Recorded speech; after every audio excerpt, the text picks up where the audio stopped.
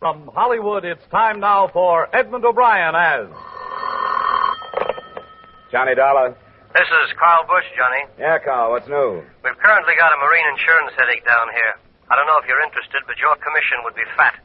I called you because I had a feeling you know Singapore. Is that right? Yeah, I've been there on a case, and it'll have to be a fat commission to get me back there. The policy is for $300,000. It covers a cargo that's being delayed out there, a time clause. What reason do you have so far? Mechanical trouble on the ship. One breakdown after another. Accidental, sabotage, or both? That's what we want to learn. Come on down after lunch and talk it over.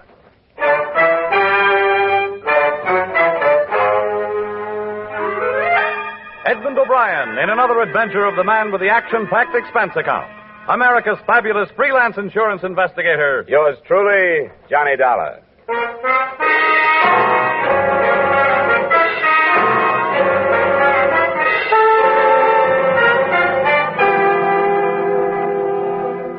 Expense account submitted by Special Investigator Johnny Dollar to Tri-State Insurance Company, Hartford, Connecticut. The following is an accounting of expenditures during my investigation of the Yankee Pride matter.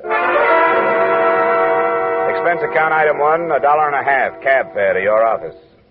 Maritime insurance is a bad gamble at best, Dollar. Looks like we're on the short end of this one. That I know about. I bet on Notre Dame last Saturday. You aren't alone. This is a cargo of tin bound for a West Coast plant that's under government contract. Armament. Bearings, I think. Well, that's where that time clause you mentioned fits, huh? Right. They got a deadline, so they insured themselves. The way it stands, if that ship doesn't leave Singapore in a week, we start losing 2% a day on 300,000. You have an office in Singapore? Yes, but we haven't gotten any satisfaction from them. I don't know. That far away, you're out of touch.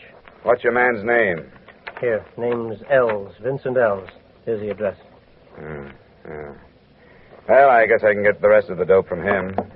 I'll get out of here as soon as I can get space. Good. It's been nice seeing you, Johnny. Let me know when your plane leaves. I'll send you a bouquet of bourbon or something.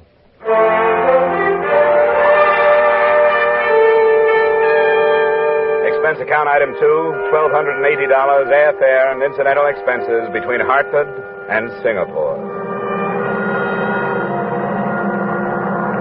In the perverse way of ship and airlines, we arrived with one of Malaya's heavy, muggy dawns, coasting in over haze-hidden native villages, the island-studded harbor, and finally settling on the big keel.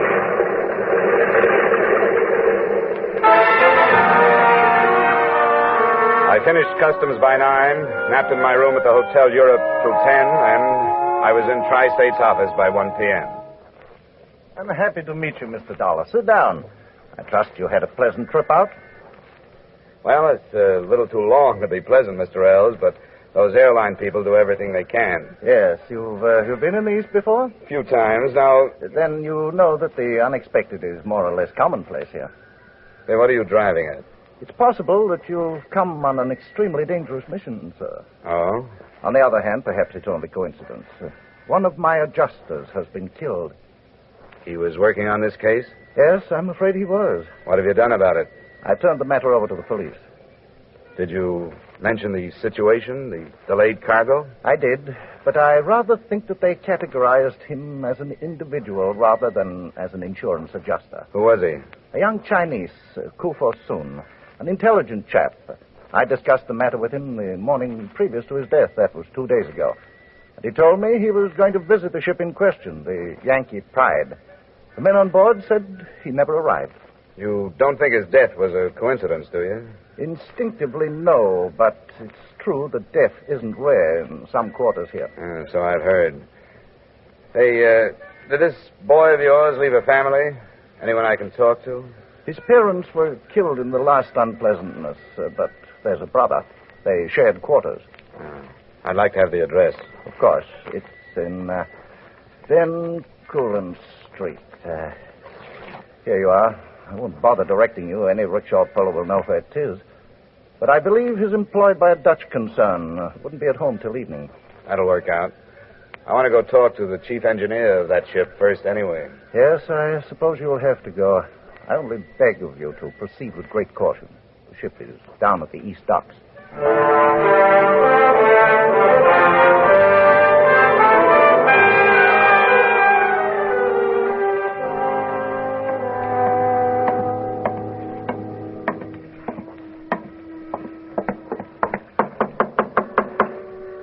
I'm in the sack.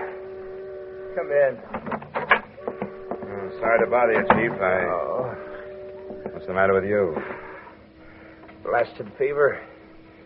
Seems like this climate brings it back. Malaria? Yes. What do you want aboard? My name's Dollar. I was sent out here by the company that's insuring your cargo.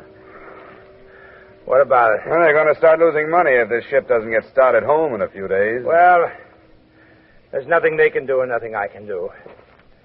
I have a bearing flown to me from Hong Kong. When that gets here, I can pump water into the boilers, and not before. What do you think about all this mechanical trouble you've been having? What do you mean? Well, has it all been legitimate, or could it have been sabotage? Sabotage? Now, who'd do that? I don't know. Well, it hasn't been sabotage. Bearings go and generators foul up without any help. Ask me, I've been nursing them for 15 years. When do you expect the stuff from Hong Kong? It's hard to say. People don't work the same out here as they do in the States. Well, I'll fly up there myself after your bearing if it'll get you out of here on time. Look, mister, I'm not in any shape to figure out anything now. I'm sick. I'll try and talk to the captain about it. Come back tomorrow. Will you? Uh-huh. Sure, Chief. I know. That fever's rough.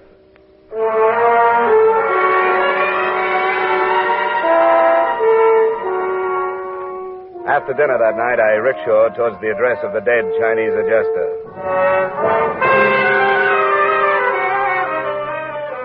I crossed over the Singapore River, which winds through the city to separate the native and European quarters, and entered Bencoolen Street. It was jammed with its people outside to take advantage of the breath of coolness that comes with night.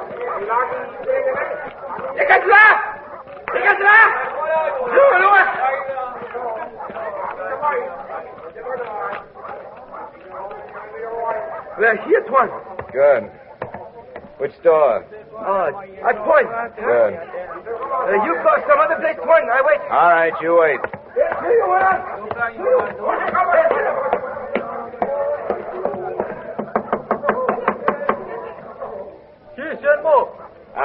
Are you Mr. Koo?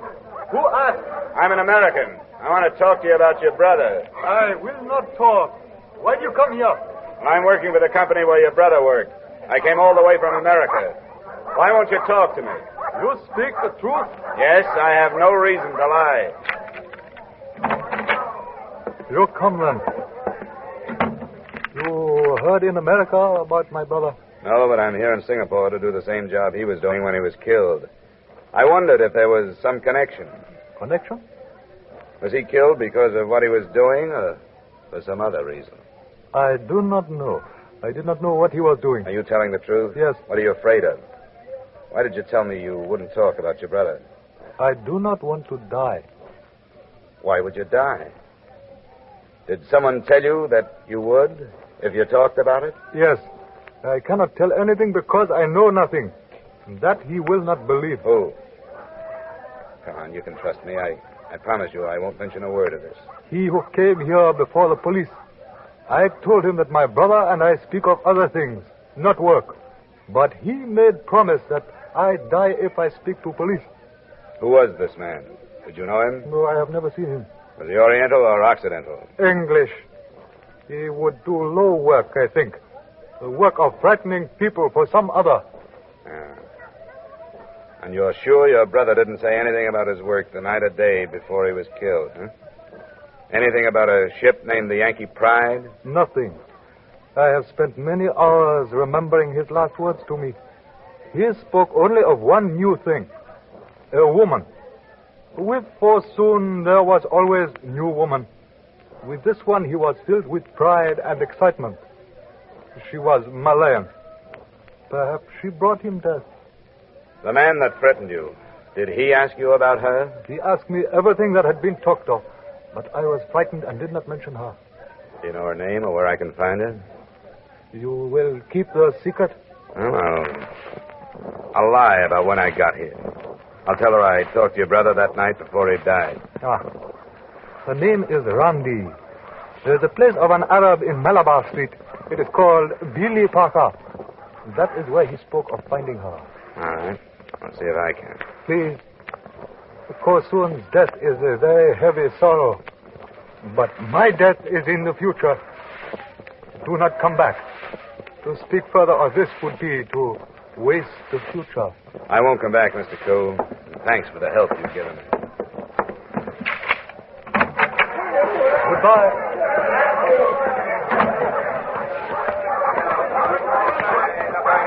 Hey, wait one. You go other place now. Yeah, I go other place. Malabar Street. Billy Parker. You know that? I know, all right.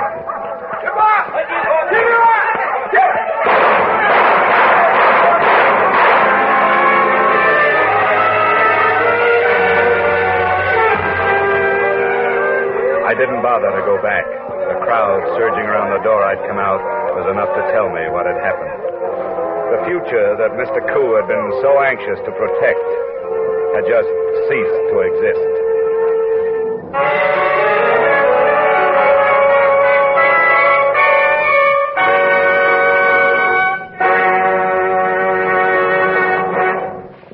In just a moment, we'll return to the second act of yours truly, Johnny Dollar, starring Edmund O'Brien. But first, are you ready to sing it again tonight? You'll find a whole hour full of the day's popular music sung by Eugenie Baird, Alan Dale, Bob Howard, and the Riddlers. You'll hear the tuneful riddle songs that lead to Sing It Again's Phantom Voice Treasure Trove. $5,000 in cash and $10,000 more in wonder prizes. Be listening again to Sing It Again tonight when it comes your way on most of these same CBS stations. The Phantom's a puzzler, but some CBS listener will win that $5,000 in cash. And now with our star, Edmund O'Brien, we return you to the second act of yours truly, Johnny Dollar.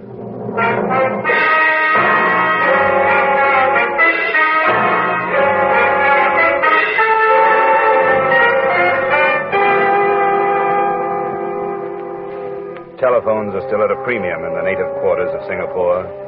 I wanted to report what had happened to Vincent Ells and tell him where I was going and why. So I tried to find one, but couldn't. The joint called the Billy Parker was a mixture of nationalities, languages, and tobacco smoke. I spotted two Occidentals as I went in. They ignored me, so I ignored them and elbowed a place at the bar. Hello, boss. What you drink? Any scotch? Oh, yes, sir. That's good scotch. I'll take one. Don't mix it. Hey, I'm looking for a girl named Rondi. She here tonight? Rondi? You go table. She serve you, boss. You pay her. Right. Rondi! Rondi! Come quick. I am Randy. I brought a drink for me. Is all right? I'm glad you did. Sit down. Why did you ask for me? Well, a friend told me about you. You sound American, are you? That's right. I know some Americans. Did one teach you to speak English? You speak very well. No, they do not teach me that. I learned from missionary school in Penang. You are surprised? I didn't know it showed. Everybody is surprised that Randy went to school. Some American friend told you about me? No, he was Chinese. His name was Kufo Soon. Kufo Soon. He is no friend of mine. He's poor clerk. He told you about me? A couple of afternoons ago. Said he was coming here to meet you. He wanted to meet me, all right, but I did not want to meet him. He made fool of himself. That would be easy. What did he say about me? Oh, that you were beautiful, and that he was looking forward to seeing you. He said that because he was lonely. I know about men. That's why you think of me tonight? Because you are lonely? As a matter of fact, I am. What is your name? Dollar, Johnny Dollar. You tease me. Well, I'll admit it has a ring to it. No. I tease you. I know the name. In Penang, my father worked for a steamship line with that name. Are you in shipping business? No relation. Shall we get rid of the scotch? How do you say? Bottoms up. That's right. I think I like so soon better now. What do you mean? Because he told you about me. I get tired of these people. I like to talk to you. Randy! You come what? Oh, work. Will you wait for me? Wait for you? Only a little while, then I stop work. You come to my house. We can talk some more. Please, you wait.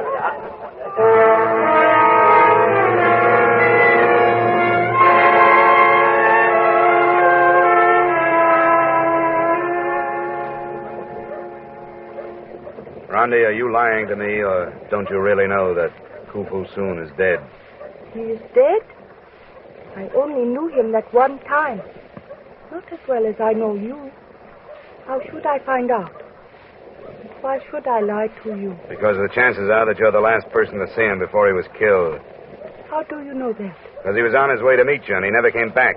There are many places to go in Singapore. Yeah, but it all keeps returning to you or that place. Fu Soon's brother was shot right after he told me about you. I did not know he had brother. Johnny, I do not want to talk to you like this. I gave the name of the place to my rickshaw boy. Somebody overheard it. And the shooting took place right after we left. Why would somebody want to keep me away from you? Nobody wants to keep you away from me. You are frightened? That's past. If they'd wanted to kill me, they would have by now. Why did you bring me here? I thought you understood. You are in trouble. Why don't you tell me? To listen to you, I would help you. Forget it. That would be better. I will help you forget, too. I'll make a drink. Pie. You like pie? Sure, anything. Do not think about your dead friends, John. You cannot help them now. You think of me. What else? Easy now. Easy. Sorry to interrupt. Hey, keep your pistol on him, Roy. Right. Well, I'll find out if he's got one.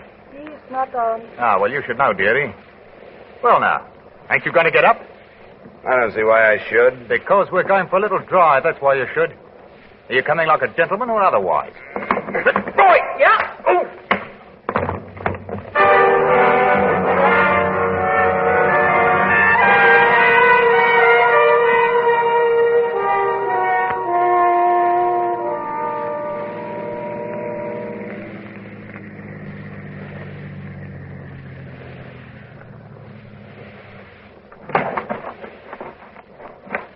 Well, Dollar, what do you make of this?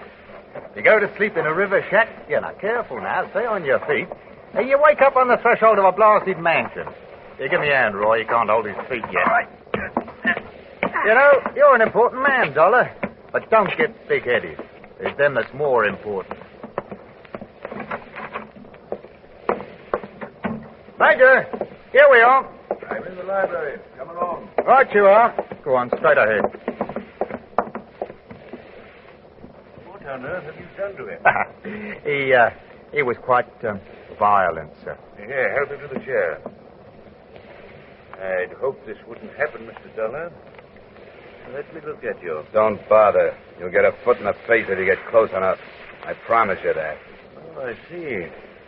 It's obvious that you fancy yourself a difficult man to deal with. But let me share a simple truth. You will accomplish nothing here until I allow you to. Those are strong words. I have the power to support them. I know all about you, why you're here.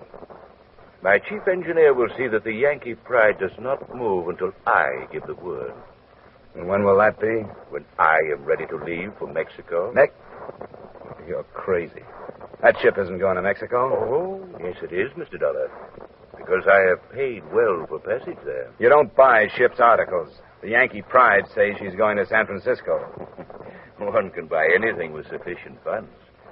The simplest are the petty official signatures needed to make these changes. You'd be amazed at how easily eyes are blinded and ears deafened. You don't agree with me? Up to a point. I understand. You think that I brought you here for the purpose of bargaining with you? There's no need for that. Why am I here? Because I enjoy my power. And at the moment, I am fighting you and your stumbling, idiotic methods. You're proud of your own? What kind of power did it take to bring off the murders of the Koo brothers? I'm not impressed. You will be. I'm going to let you go on with your investigation because you're a harmless pipsqueak. Thanks. How much money will your company lose by further delay? 2% of $300,000 for each day over schedule. Well, please convey to them my thanks. And tell them I shall cover their loss. They won't attempt to prosecute. You may go. Earl and Roy will drive you wherever you wish them to.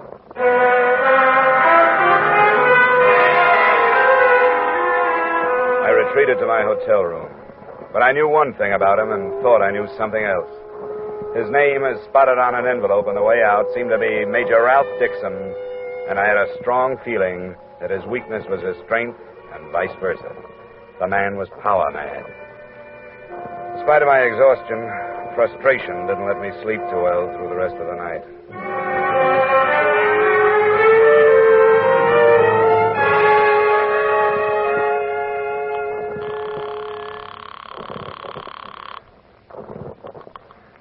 Good morning. Mr. Ells here.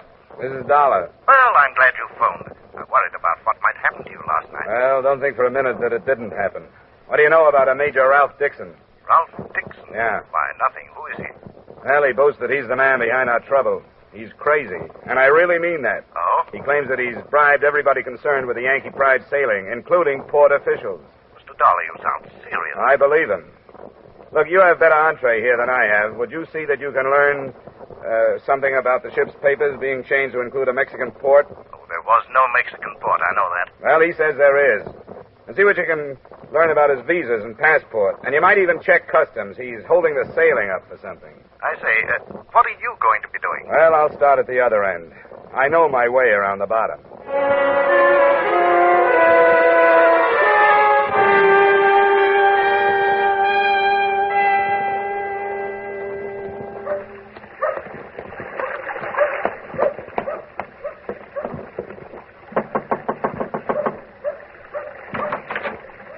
Hello, Randy. I did not run away, did I? I knew you would come back here. You aren't afraid of me, but you will be. Right now, you're afraid of the Major, and I don't blame you. 2 men were killed to keep you and the rest of his pawns afraid. Yes, I'm afraid of him. Many people are.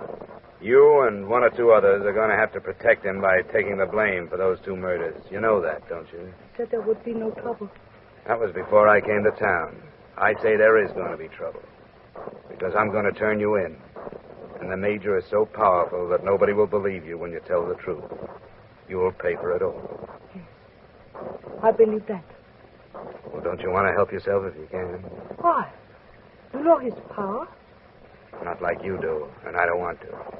I think he's crazy. And if I have to, I'll kill him. What can I do? Tell me what's behind it. Gold. From an inland sultanate who is afraid of invasion. They send their gold out when they can. The Major is making the arrangements. How much, do you know? I've only heard. Almost 100 million. American standard? Yes, American. It has been delayed in its journey here. What can you do against power like that, Johnny? If we can get high enough, we'll break him. The man I'm working with on this is checking every official the Major claims to have paid off. How do you know that? What do you mean by that? You are speaking of Mr. L? That's right. He is only a human being. He is as greedy as any of us. I do not think he is asking questions. He's been bought, too, huh? Yes. You, the captain, the engineer, officials, L. You too, Johnny. If you were wise. Did they tell you to say that? It does not matter. Yes, they did. They told me to warn you. I'm glad to hear that. Why should you be glad? Because it means he's afraid of me. What else were you supposed to tell me? Only about Mr. Els. Yeah. Mr. Els is as good a place to start as any.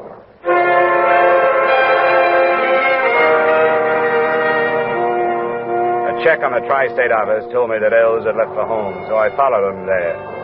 It was a cottage set back from the street.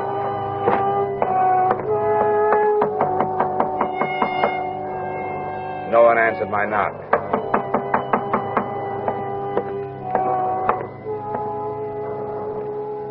Through the veranda window, I could see why. Vincent Els was sprawled on the floor, a pistol just beyond his outstretched hand.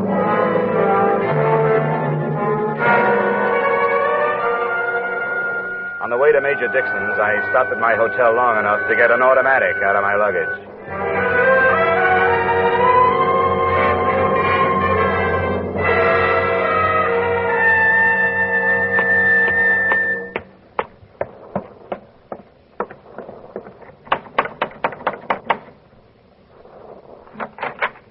Well, what are you...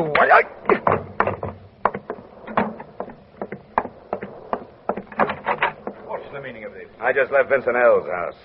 Oh, yes. I've been advised that the poor man took his own life. Perhaps you can profit from his act. I think I can. What happened? Did he turn on you? Let us say that he didn't appreciate his position with me. He miscalculated my strength. Naturally learned there was nothing left for him to live for. How have you fared? I've done all right. I've finally realized that there's only one way to stop you. Oh? And what is that? To kill you. Have you thought of that? Oh, see here. I'm a man of influence. You'd not be rewarded. You'd be prosecuted. I think you're a man of influence only in your own mind. Your influence is due partially to money, but more to fear. Ells turned on you and you killed him. The girl Rondi would if she weren't afraid. Ah, but she is. She wouldn't be if you were dead. I want you to come with me. And where would we go? Down to the police commissioner, where I want you to list every bribe and killing you've been involved in. Ridiculous. I have an appointment at the club. You'll pardon me, I'm sure. I know about the gold, Major. Oh, you do you? What do you propose doing about it? I'm going to stop it. You? Don't try to leave, Major. Major! You fool. Stupid little fool.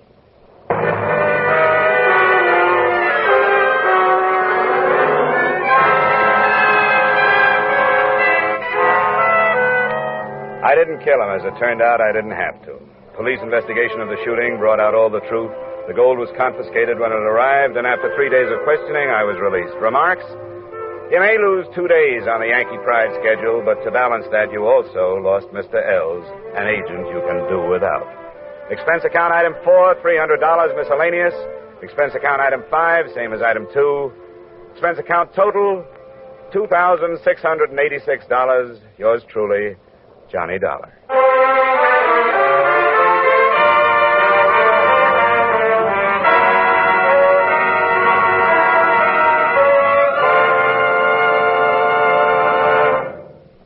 Yours truly, Johnny Dollar, stars Edmund O'Brien in the title role and is written by Gil Dowd with music conducted by Alexander Courage. Edmund O'Brien may soon be seen in the Paramount Pictures production Warpath. Featured in tonight's cast were Virginia Gregg, Bob Sweeney, Tudor Owen, Bill Johnstone, Wally Mayer, Jack Crucian, and Ben Wright. Yours truly, Johnny Dollar, is produced and directed by Jaime Del Valle.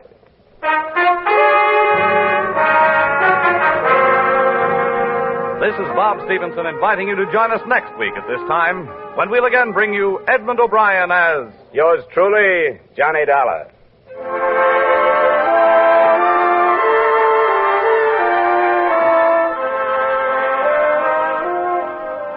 There's Saturday night fun with the younger married set when Lucille Ball and her favorite husband come along later this evening on most of these same Columbia stations.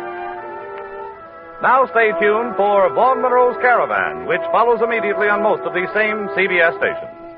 This is CBS, where Hopalong Cassidy rides every Saturday night on the Columbia Broadcasting System.